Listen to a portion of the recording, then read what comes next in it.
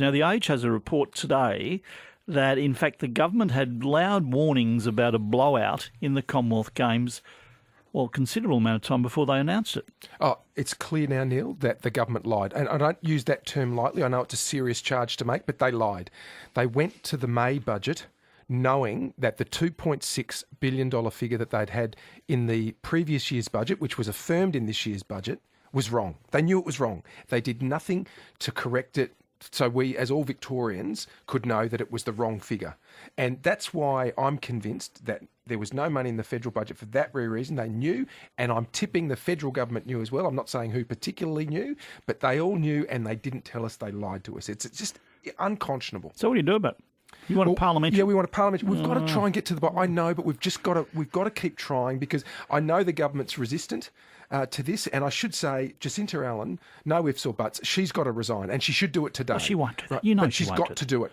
Well, but what I'm working towards with my colleagues is that, folks, we've entered a new realm here. This is next level humiliation for the state. We're broke, and the evidence of that and why it matters to all of us is there. And the thing I would say to all Victorians, Neil, is that it's actually costing each of us as Victorians for Jacinta Allen and Daniel Andrews to remain in their jobs with blowouts, with compensation. Yeah, but it's not going to happen. Costing. But we've got to. It doesn't mean we stop trying. We've got to keep trying. Okay, something that confused me a bit. I was looking through the Gazette. Jacinta Allen was unsworn or stepped down as Minister for the Games on Wednesday, I think. Harriet Shing stepped down from her role on Tuesday, the very day it was announced. So neither of them are now ministers with anything to do with the Commonwealth Games. So who negotiates the deal to get out of it? That's precisely the case now, because which minister, apart from the Premier, now has ministerial authority to negotiate anything or execute on any contracts or receive departmental briefings? This has gone to next level fast, because not only do we have all of the humiliation and costs unnecessarily incurred by this, but now we've got a situation where the two ministers who were responsible for the Commonwealth Games no longer have actual legal authority to sign off on anything as ministers for those portfolios. Who would do it? It'd only be the Premier. Well, the Premier would have broad sweeping authority right across portfolios. So he's in charge of the negotiations to get out of this without paying $1 billion. But isn't that consistent with centralisation of power under Daniel Andrews? He centralised everything in his office. Anyway, but now we've got this fast where these ministers are out and they have no authority. It didn't get a lot of attention. John Wiley, who was a business leader of considerable standing in this state and a very active sports leader as well, has said this not only damages the Victorian sporting sense, it damages our business credibility as well. If you're negotiating a big contract or you're putting in a tender, you have no certainty or assurances that the Andrews government will honour anything it signs with you. Neither their word nor their signature means anything anymore. Well, I think we talked about it, I advocated them getting out of it 2 months ago. I thought you've got, but I had a listen to what I said. I said, you've got to sit down and negotiate how much it costs to get out, and if we can afford to get out, get out. But really, so I was advocating they get out, but I thought we never should have signed it in the first place. There's a poll which would give you some joy, wouldn't it, to suggest that this Commonwealth Games issue is resonating with the public.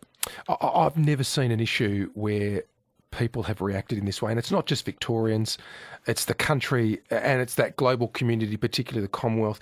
I think people are just outraged at the sheer arrogance and incompetence. It's a weird combination that you could be so incompetent as a government and with Jacinta Allen in charge and be so arrogant about it, not to talk to anybody, not to give anybody notice.